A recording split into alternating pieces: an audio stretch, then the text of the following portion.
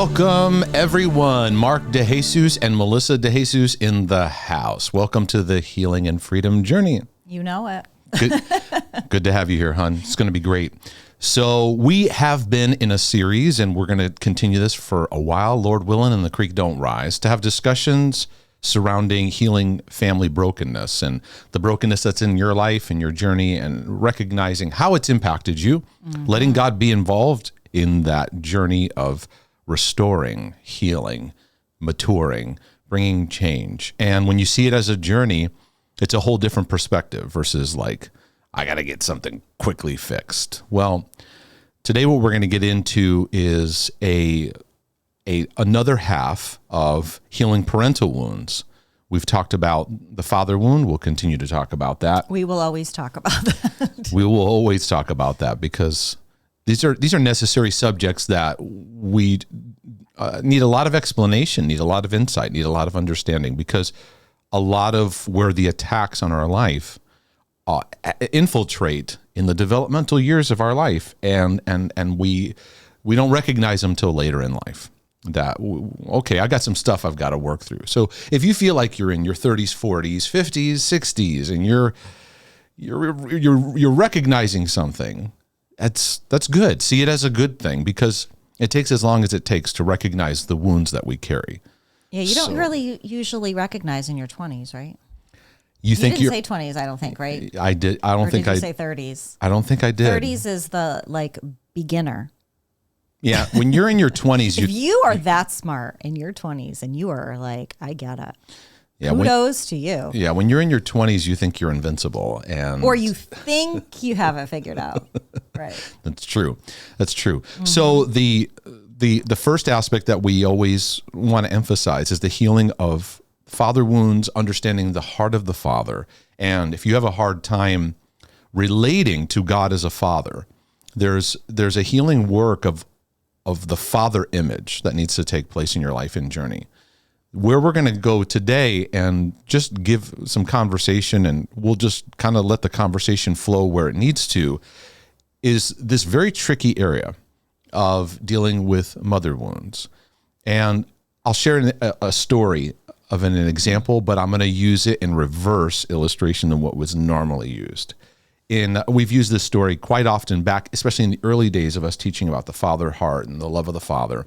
Is the story, I think Focus on the Family was one that promoted it for a while, about in prisons, they had this idea of, for Mother's Day, having opportunities for the inmates to send out free Mother's Day cards. And the story was true story. It was like an overflow, mass response of inmates going, I gotta send my mom a card. And they were like, honor mama. Mm-hmm. Yes, exactly. And so it was like, this is such a great idea. The next thought they have is, why don't we do this on Father's Day? And we'll give the inmates opportunities to send Father's Day cards. Well, Father's Day came around, the card opportunity came around, and it was crickets. There's nothing happening. No one, not one, signed up for it. And that's a great illustration for understanding how rampant the father wound is, to the point that it's become socially acceptable. It's become almost a very casual, overlooking thing now that many fathers, there's such a mass of fathers not emotionally being involved. They might be home, but they're not emotionally involved, or they're abandoning their families. We just kind of get used to that culturally. Yeah, we've accepted that fathers just aren't there. Well, that's just my dad, whatever. Correct. So it takes time and awareness to Or he's with his other family. Sorry. He's with his other family. His other family. I don't know. Yeah, there's a lot of stuff like that going on. Yeah. But when we look at this story, there's something I want to bring out too, is that it's tricky for many people to recognize mother wounds. And that story kind of illustrates that. And I'm not saying they shouldn't have sent their mother's cards. Certainly, of course, Father's Day, Mother's Day cards, that's not the point. The point is that the mother wound often hides under the radar of our awareness, because we have this trickle-down effect where the enemy has attacked the men in our homes, which then has a flow to the mothers and their ability to do something that's very, very important, and it's the word nurture. Mm-hmm. That's the key word here. And so there's a lot of guilt that comes into play when recognizing your mother wounds, because you're like, well, she tried her best. She did this, she did that. And the thing that I want to emphasize right up front to people, two things I'd like to share, and then we'll kind of figure out where we're going to go with this. One is that you can work through healing wounds. It doesn't mean your parent was 100% evil. It doesn't mean you're disrespecting them. There's a lot of like, when I work with people, there's a lot of, I feel bad. There's a lot of sense of like, I don't want to make my parents look bad by recognizing woundedness. And we tend to look at things in a black and white kind of way, like they were either all bad or they were all great. And it's like, it's a mixture. And the second thing I want to say is that some people write to me and they're like, I have this problem and I can't really see, is it my father wound? Is it my mother wound? What is it? I don't really know. And they're digging, right? They're like digging feverishly, at times obsessing to try to find. And the way woundedness works is you become aware of it when you need to. And the thing that we want to encourage is openness and awareness of your heart, of recognizing the battles you face have history to them. History in your family, they have history in your generations. And when we're talking about the mother wound, the key word we're talking about here is nurture, because that's really the main issue of what this is all about. And we live in a world where people are manifesting an inability to express and experience nurture. Yeah, it's a huge problem. And I think too, going back to what you were saying is, in relation to the prison cards and all those things, there is an element that we've become okay with because mothers have just physically been there.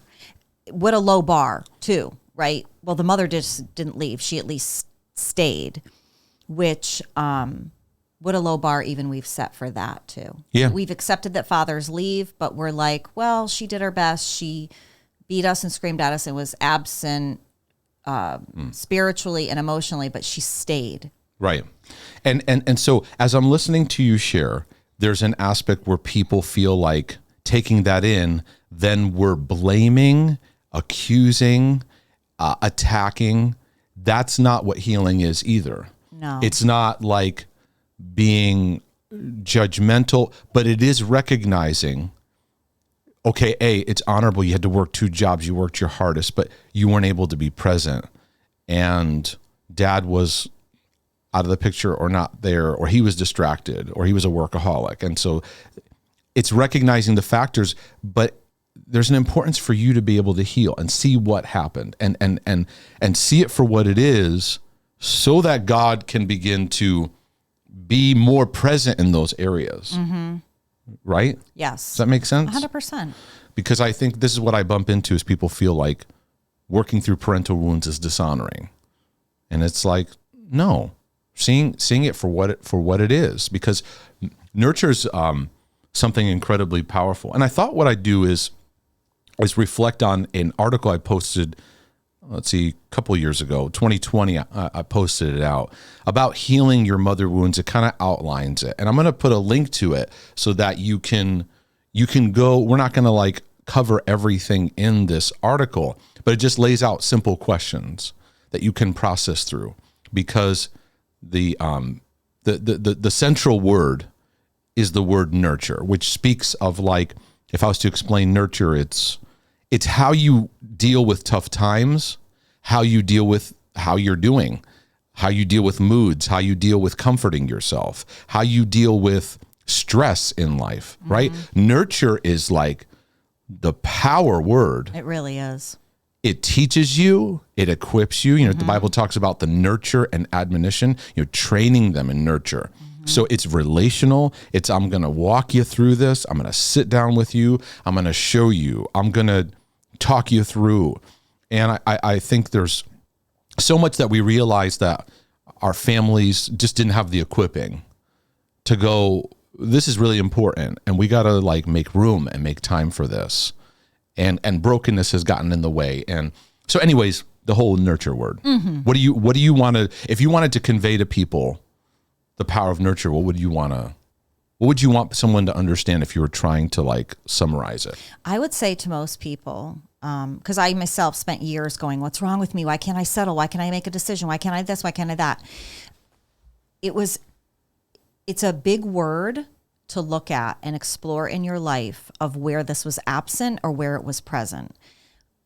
I would encourage people to tune into that word and look at it over the landscape of your life. If you are the kind of person too that is like really struggling on how to even land on what's wrong with me, I can't get, there's all these things that you just can't settle in, that word is going to be super important for you to understand. If you look where you didn't have it. If you look at anxiety struggles, if you look at mood issues, right? Nurture is the power that balances out this up and down that we all go through, right? We have our ups and downs in life. It's never just the same. It's normal, right? You have your joyous moments. You have moments that are tough and challenging. Nurture is like the stabilizer. Nurture makes room for celebration. Nurture helps when things get down, that it's down and it is what it is, but you go through it, you learn, you come out of it, those kind of things. We have to pay attention to addictions. I was just going to say, when anyone in years history, addictions and OCD, I go, tell me about your mama. Right. Right. And right. and the equipping of nurture, right? Of like recognizing, okay, I didn't get equipped in that. So therefore you recognize it, you got to learn, because otherwise getting lost in addictions, getting lost in obsessions, we're distracted. We're not dealing with the wound, right? We're numbing out on an addiction to try to cope with pain. We are obsessing over a subject we think we need to fix. Meanwhile, there's a nurture wound that really needs to connect us to, like, you're okay. You're okay. You're loved right now.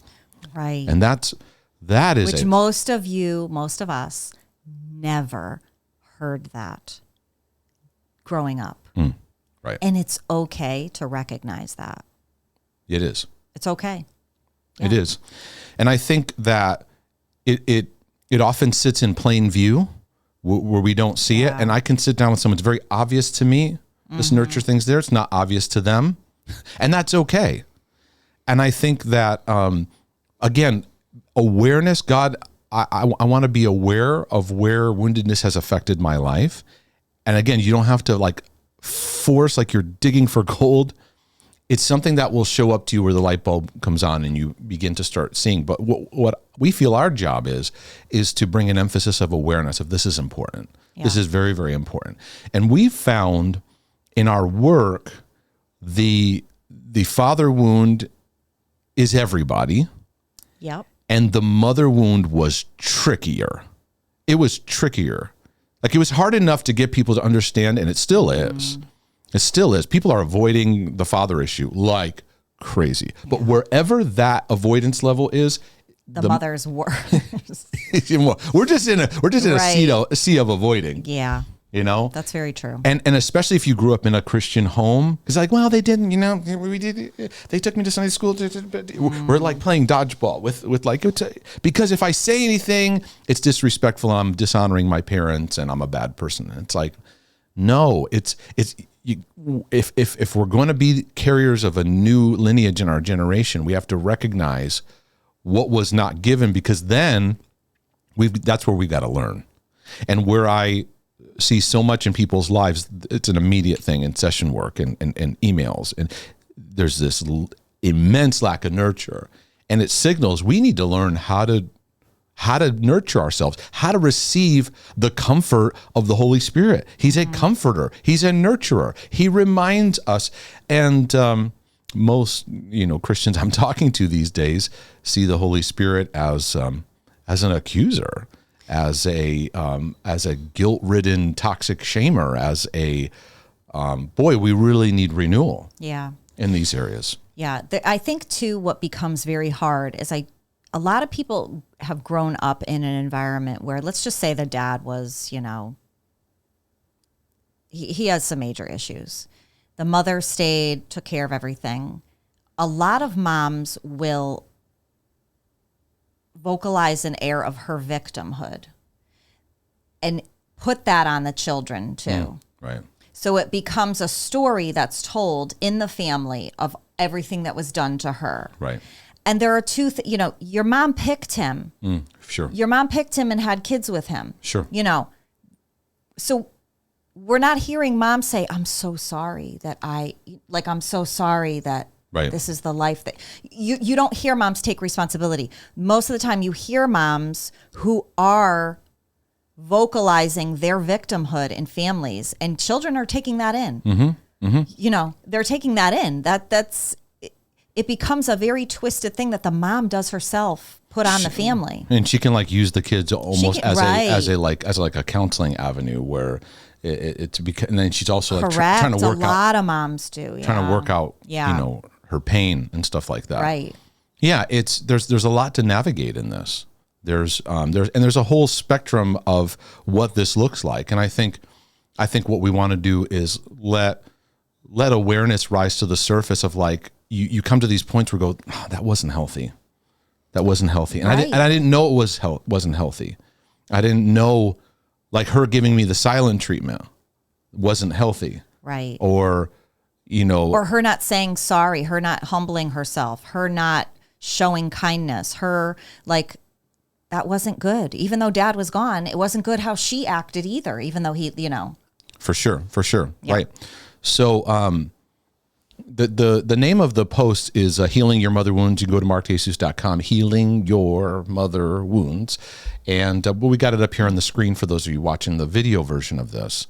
And I'll just read the top part, and then we can kind of glance through some of these questions. How you respond to the struggles of life or recover from difficult challenges has a lot to do with how well you're able to experience nurture.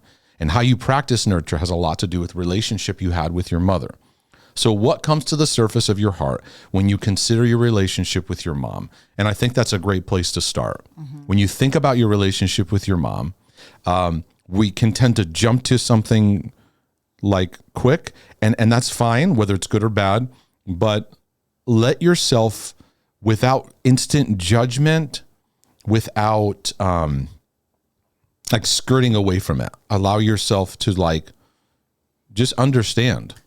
For most people, this question can be tricky, feel like a betrayal against her to even ask yourself. So this can make identifying mother wounds very challenging. Addressing mother issues for some can feel dishonoring or disrespectful, especially because most mothers carried an excessive spiritual and emotional burden in the home, and many people recognize that. But mother wounds are present for a large percentage of people nonetheless. So then I walk through it like a whole series of questions here that are good just good for consideration, and not that everyone needs to be interrogated. It's more like just allowing yourself to let it bubble to the surface.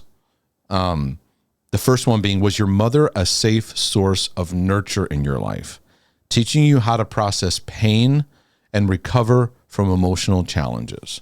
And most people could just plant at that question for a while.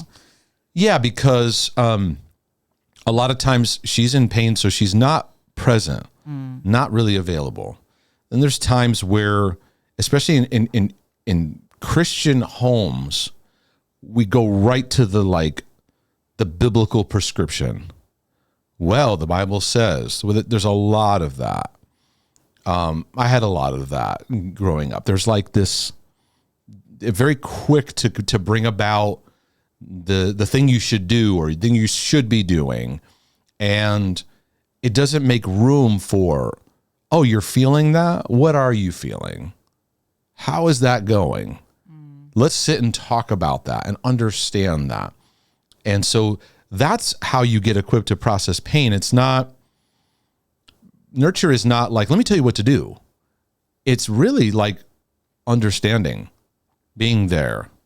Creating a safe space to just talk and share.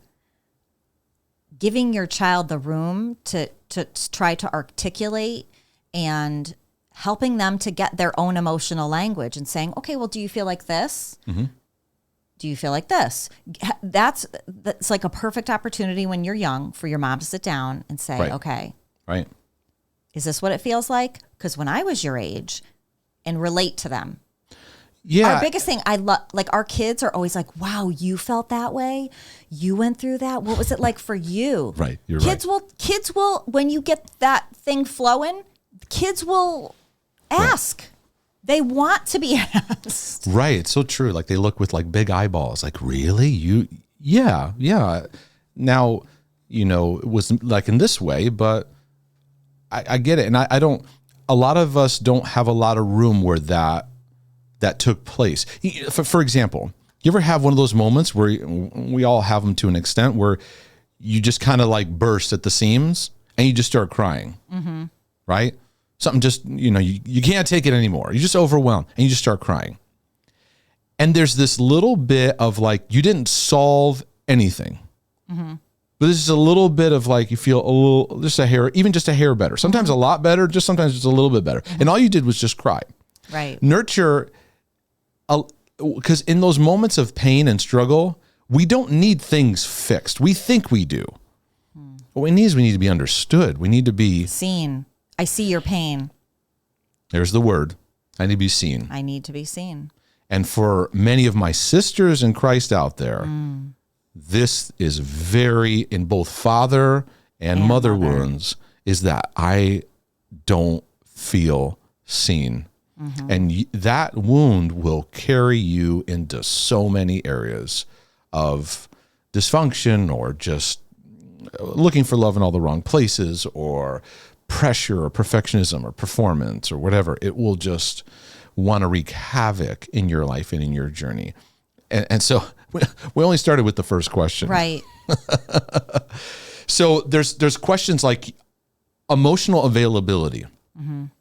Now, in order for me as a parent to be available to you as my child, I have to, A, value that space. Mm-hmm.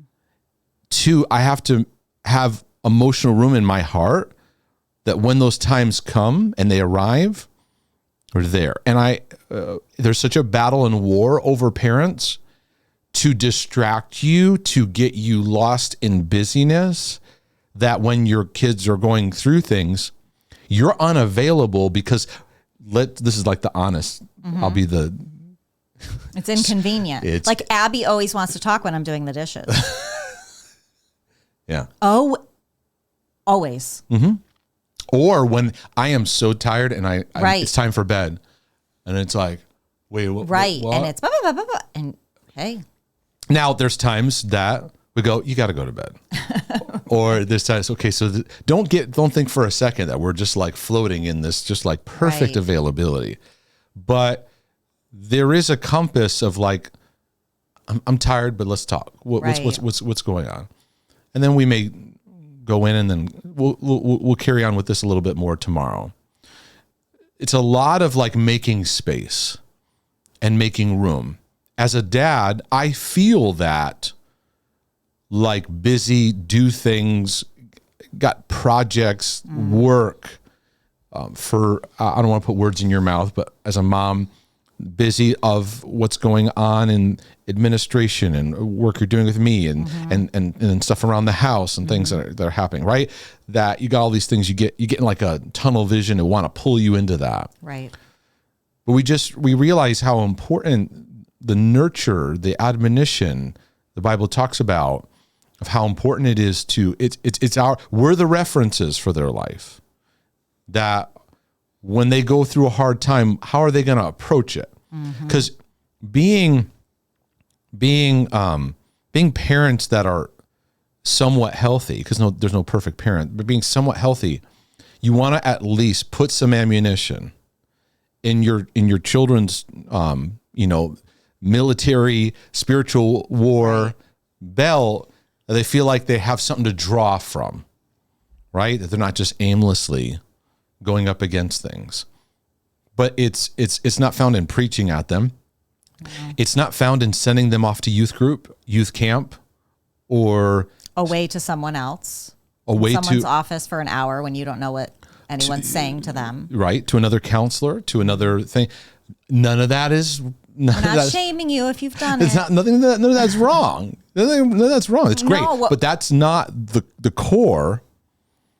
Is mom and dad? That's the core. The thing we want to raise up is people understanding your own wound in your life, that your parents' voice was the most important voice or lack thereof in your journey. And then to equip you as you become parents, that it's never too late, even if you have grown adult children, to sit across from them and say, I know I maybe have not heard in the past, but I want to do that now. It's never too late to do that, that you still can be a very important voice, a healing voice in your children's lives. Right. Even if you don't have all the answers. That's right. And there's many moms that are, listening to these materials, taking it in. And you also need to be kind to your own journey. Right. You want to be an effective mom, but you're very hard on yourself. And that's something to be aware of too, is that this journey is not being a perfect parent. We're going to prevent every single thing, and create a perfect bubble. Although we'd love to. That would be amazing. Wouldn't it? Just to have a little bubble world, and we're going to keep you in that bubble. It's awesome. It'd be awesome. But to be kind to your own journey, because there are many moms too that recognize, I see that. And I'm available. I want to talk through that. I understand, and I am sorry. And I'm super proud of those people, because it's going to change the tide. And then there's moms that are doing that, but their kids are lost in their brokenness, right? And you have to focus on your healing journey. Just continue in that, because there is, moms that are like, I'm working through this. Mm-hmm. I'm apologizing. I'm working through. Right. I don't see any. Right. Say that again. That they don't maybe see the results. Right. Or their kids are not, having it right now. And don't let that take you out though. And just being prayerful, being watchful, give your children to God, especially your adult children, giving them over to God, and having a humble heart and a graciousness, I think is important, because otherwise you can get lost in like. No, what we get lost in is the rejection from our children. Well, they don't want to talk to me. No, they're testing you to stay in the game. They're not subconsciously going, I'm going to test mom right now, and I'm going to reject her, and I'm going to reject dad. Right. But there is that inner core of wanting to be pursued. This is where that's being set when they're young. Right. Are you going to, are mom and dad going to pursue me in a loving and honest and true way, even if I reject them? Yeah. That's all being tested when they're young. Right. Yeah. So did that happen to you when maybe you were snarky to your mother and she was like, fine, I'm not going to talk to you then? Right. Then mom goes into rejection mode. Right. Mm-hmm. Right. Yeah. And it's like, I feel like it all requires wisdom, totally. Right? To know, like, where are you feeding a rejection that's making you withdraw? Are you trying too hard? It takes wisdom. Kind of takes wisdom to know where you're at in the journey. Yeah, it's true. Where was I? Well, I think, the thing that sticks out to me too, we found a lot, is like even the self-care, how we, that one's huge. This one here, right here in the middle, about just simple, basic care, for the daily, body care, just having moments of space for yourself in your journey. That this is a nurture thing. If I had $1 for every woman, especially when we were pastoring, people we've met with, that have told me that their mother never discussed their menstrual cycle with them and never prepared them. Right. Huge. That's a major transition season that you need that the most. That they learned stuff from their friends, and their friends taught them about sanitary, like all the things they learned by just talking to friends. Right. Did she communicate that she was proud of you, that you were her dearly loved child? Did she display outward signs of affection? Did you feel special, in her sight? Or did you feel like you were just an annoyance? So then I move into recalling memories of, difficult things. Was she harsh, difficult to please? Did she give you the silent treatment for punishment? Right. Most people probably say yes to both of those things. confusing to interact with. You walk away like kind of spinning, you know. There's a lot of that, Right. like people interacting with family and then they walk away spinning. But the take home that's really important to consider is the equipping. Did she equip you? That is a big aspect of like really understanding how we cultivate, because right now we have an increase, whether it's an increase or it's been there now, we're just more identifying it. There's just growing addictions, growing mental health battles, growing like I have anxiety, it can't stop, depression or mood issues or obsessiveness. Nurture comes in it's like that picture of like Jesus speaking to the storm and the storm calming, peace be still. Like that's what I'm talking about when I'm talking about nurture. It has this effect to just peace, you're okay. And we are lacking this in such a massive way. And I'm praying that we'll understand that we've not been equipped in this, and our symptoms show it. And I put a big list here on the page. You can go through it yourself. Inability to deal with stress, coping mechanisms, grieving. All these things are basically the things I work with on a daily basis, right. and I'm working through in my own life, and we're working through in our own life, right? Where would you say in this? This is a loaded question. Where would you say in this list is the one that you brought out in your healing journey of like, okay, this is a signal I need to grow and nurture the most? The inability, the number one. Inability to deal with stress. Right. Well, and relationship confusion.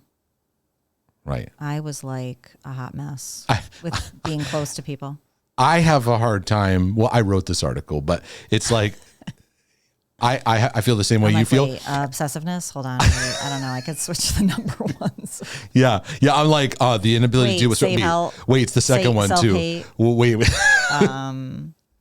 All of them. Listen, I want people, we've mentioned this before. My own mother watches our broadcasts, so sometimes it's hard because there are things you go, you want to bring them out and whatever. And I never want to shame her ever, Sure. Yeah.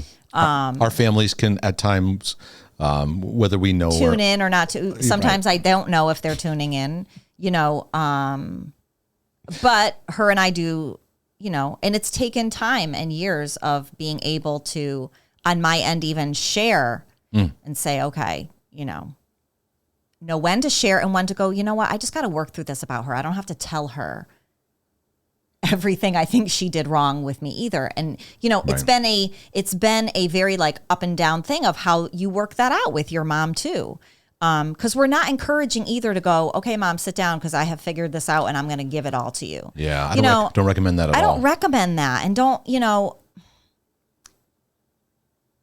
there's a beautiful timing that the Holy Spirit will give you. And sometimes you don't recognize that timing and you jump too soon. But all of us, even if you had a great mom and a great dad, nobody's perfect. And I always think then if you're struggling with something, it's good to tune in and go, okay, they weren't perfect in everything. There was something that I wasn't equipped in. I'm struggling with something now, Yep.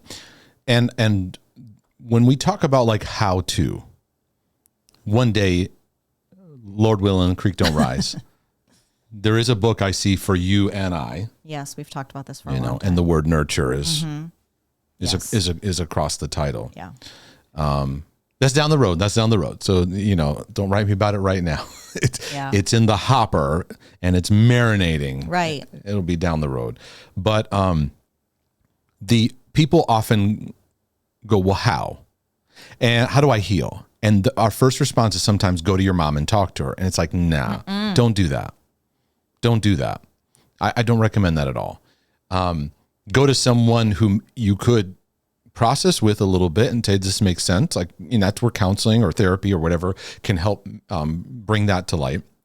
But it's really about recognition, letting God bring to recognition and bringing to awareness, so you don't get lost in, why am I so stupid? Why can't I get through these problems? What's the matter with me? We live in this like very deep shaming, self-hating world, and it moves into a lot of areas. And you know what it does when we like live in that shame, we live in that self-hate, we live in that perfectionism, we're chasing things, we're trying to fix ourselves. We never grieve. And so as you recognize, there's a grieving process you go through where God just wants to be a healing presence in your life. But when if I'm chasing addictions or chasing obsessiveness or chasing this, I don't have the space to go, okay, that's an area of woundedness that I'm trying to live out of that needs healing right now.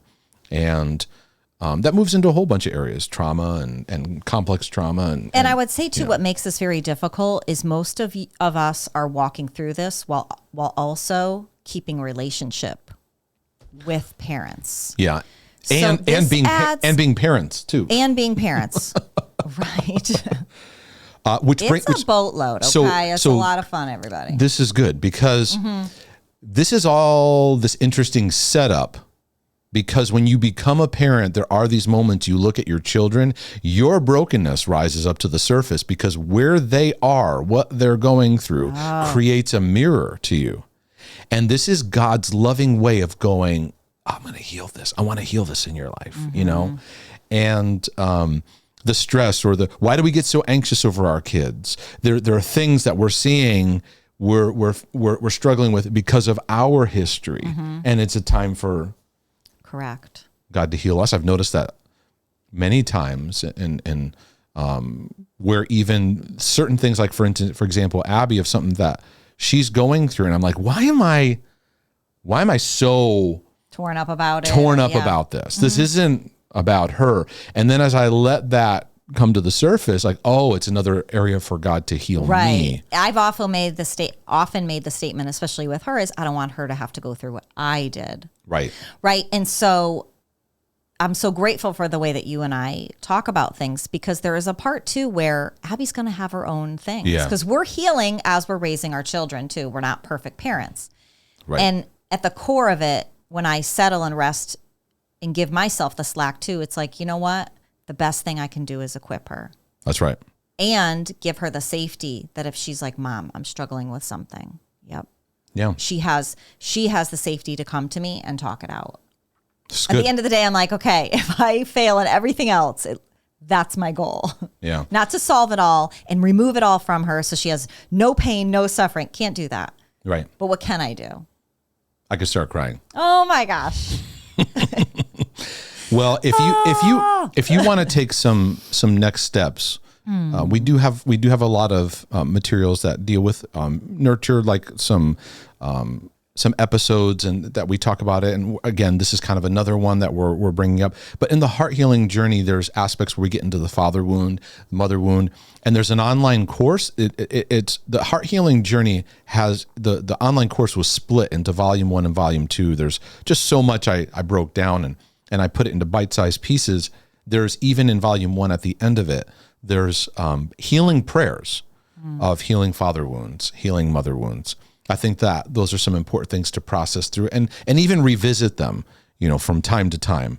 But of course, you can always go to markdejesus.com. There's a topic section at the top where you can go there and click on and look through certain topics that as you're navigating the healing journey, you can have some resources that can support your life and support what you're going through. You can always send questions to as well to mark@markdejesus.com. We do try to look through and see what could be good material for future questions to address. I was actually going to say, in a lot of the comments that I see, people are asking, hey, have you talked about this and that? And I was just going to recommend we have people go to your website, go to the topic, search a keyword, because there's probably an article or a corresponding video to go with it. Yep. With more to arrive, in the days ahead. So we pray this is a blessing to your life and your journey. And thanks, hon, for talking today. Yes. Appreciate that. This was good. This was helpful. And I pray it was helpful for all those of you that are watching and listening. Enjoy. Lord willing, Creek Don't Rise. We'll try to see what's next and in the hopper. And we look forward to bringing you more insights. If this episode was a blessing to your life and your journey, go to markdejesus.com, click on the donate button, give a one-time donation, or become a regular supporter. And we look forward to more great things next time. And until then, thank you, everyone. We're out.